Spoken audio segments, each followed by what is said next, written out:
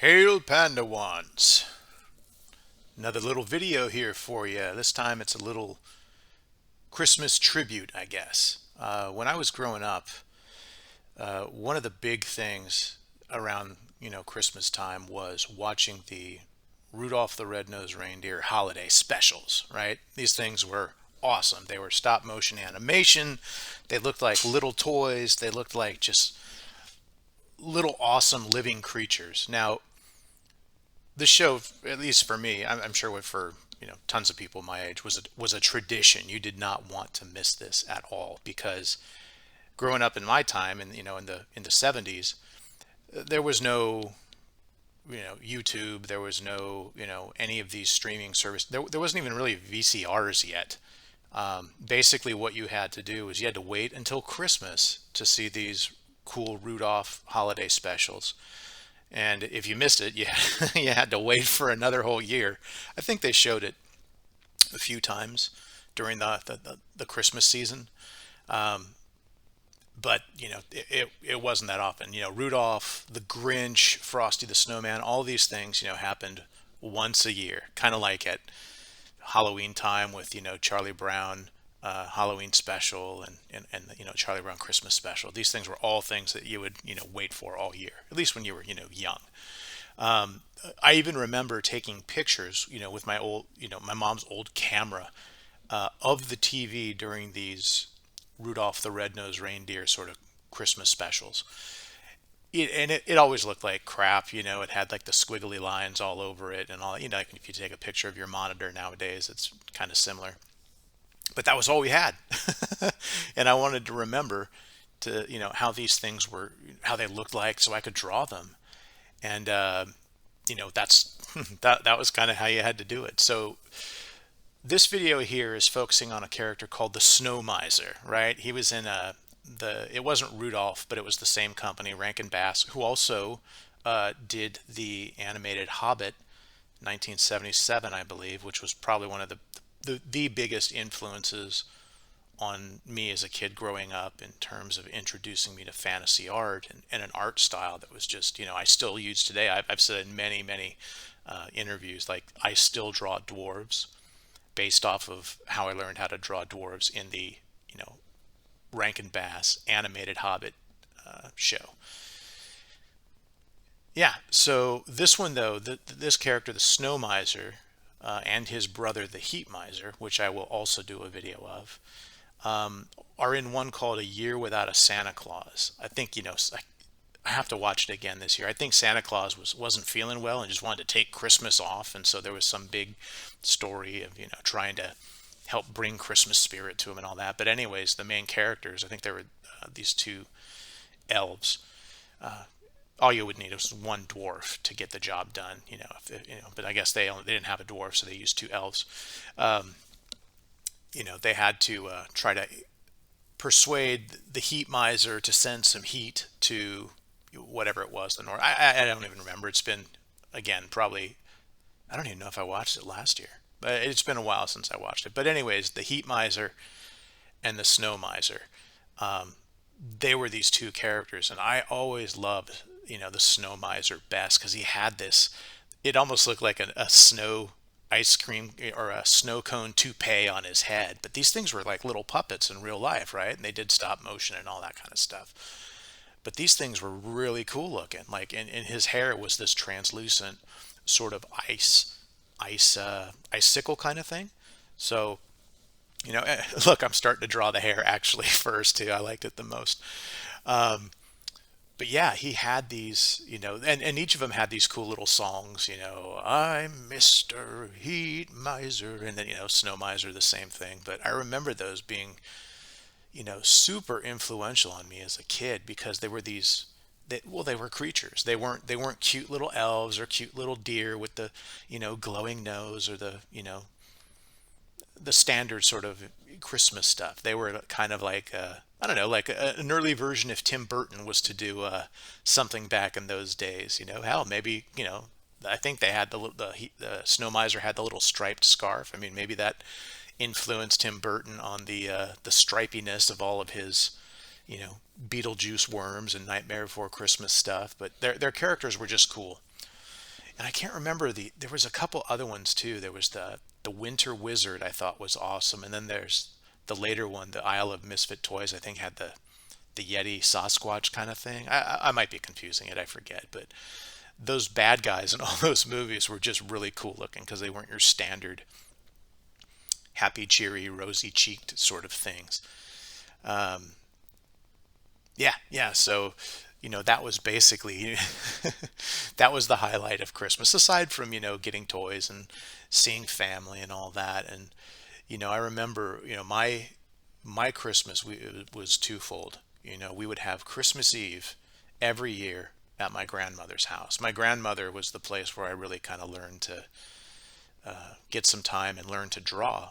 She had this fireplace in her living room that kind of had like a large, it wasn't like a step, but it was like a, whatever they call it, the hearth.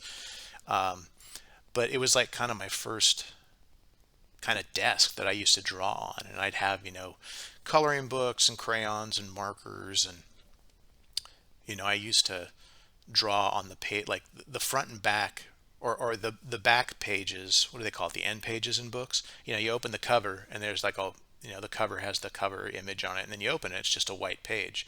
And then on the back, there's the back image, and you open it, and there's a blank page. Well, I always used to draw on those.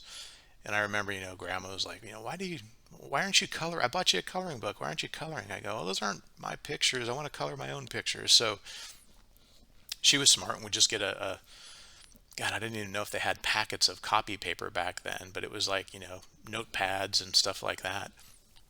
And she would just give me that, and I would draw on those and make my own little cartoons and make my own little stories and things like that. But, we used to do Christmas Eve at Grandma's house, and, I would be drawing and watching, hopefully, these Christmas specials while, all the grown-ups would be taking forever to finish dinner, right? Like, oh, dinner time. All right, let's go open some Christmas Eve presents, because we would open the presents that Grandma got us and stuff, because, we'd do Christmas Eve at Grandma's, and then we'd do Christmas Day at my house. And sometimes they would come over as well on Christmas Day. But usually Christmas Eve was when we'd spend with extended family, and then Christmas Day was just for the immediate family. But so I'd be waiting for them to, open presents, and, they'd have dinner, and then they're like, oh, well, now let's have coffee. And it's like, good Lord, come on, people.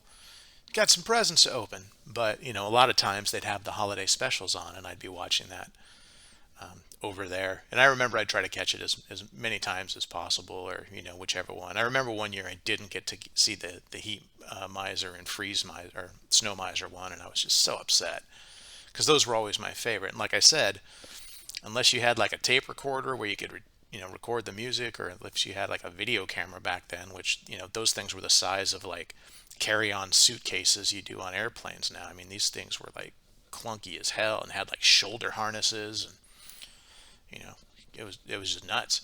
So yeah, taking pictures of these things, that was basically the only way to get your art reference. And nowadays it's great. I used to collect so many art books, just on crazy stuff. Like you go to Barnes and Noble when those were still around, and they'd have like in the front of the store usually like this kind of not discount section, but books that were old and they're trying to get rid of, and they'd have these huge like, I say tabletop or coffee table books because they were kind of the size of coffee tables, these things. But it was like, the Great Wall of China, the Andes Mountains and all that kind of stuff. And they were always on sale for like $7.98 because they're trying to get rid of them. But I used to buy those up all the time, man. Just tons and tons of these huge picture books, and buying the books that Disney would, put out, like their animation book was just awesome. I can't remember it, but it's the one that everyone loves, and they don't make it anymore. And I'm still glad that I have that. I still look at that every time I see it on the shelf. I'm like, I kind of pull it down and take a look at it, and then put it back, and again, probably a couple months later, looking at it again. Um, but yeah, man, all those reference books, I used to have so many of them, and now, since we've had internet now for whatever, over 20 something years. You want to look up the Andes Mountains, you want to look up the Great Wall of China, you want just reference, you can just type in cool, awesome art, and you're going to get all kinds of great stuff. But yeah, you had to collect all those books before all that internet. Libraries were awesome. Nowadays, like I don't think I don't even see libraries anymore. they're even still around. Now that the artist can access anything they want to get reference to in a matter of seconds, depending on your internet connection, I guess. But yeah, it's kind of nice. But man, I really miss pouring, going to bookstores and pouring through just like the aisles and aisles of stuff and looking for things for reference materials and stuff like that. That was always so fun. It was like little mini quests, and you could usually do that, right before your movie or right after your movie, because there's usually a bookstore near the theater you're waiting to see, the movie at. That's another thing too, like movie theaters. Geez, when's the last time any of you guys went to a movies? I mean, I'm sure a lot of people still do. I haven't gone to the movies in ages. It's so much easier to just, wait.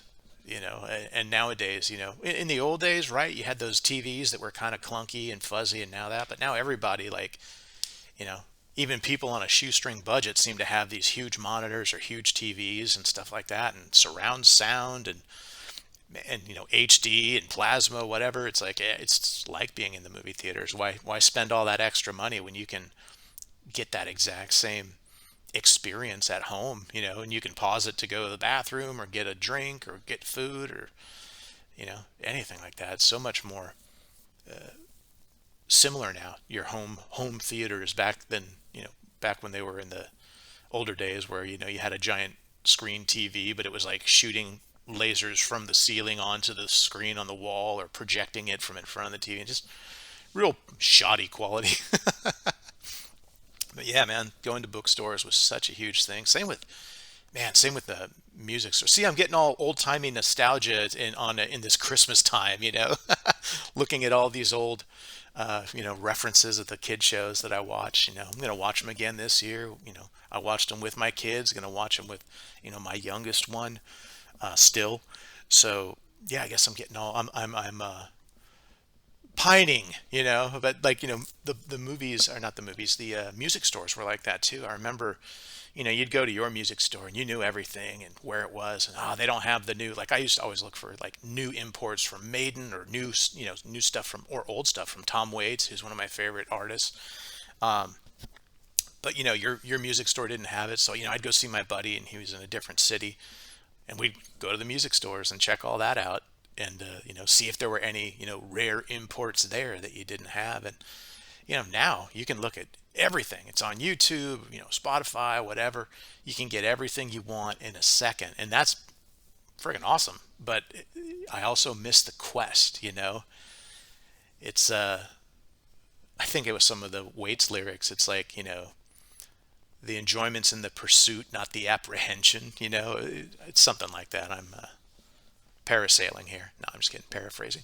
But yeah, there was so much joy in that, in finding the reference or finding the music or finding the movies. But there's also a joy in being able to find what you want when you want, and then you can get your ass back to friggin' work. And that's what it always comes down to for me, the work, the creation, So yeah, I guess I'll let you all go now. If I'm going to do another video coming up too, and I'll see you on the next one. So all right, Panda Ones, until next time, remember to practice your ABCs, okay? Always be creating. Merry Christmas, happy holidays, and all that to you all. And I will let you finish this video, and I will talk to you all later. Cheers and beers. Hail.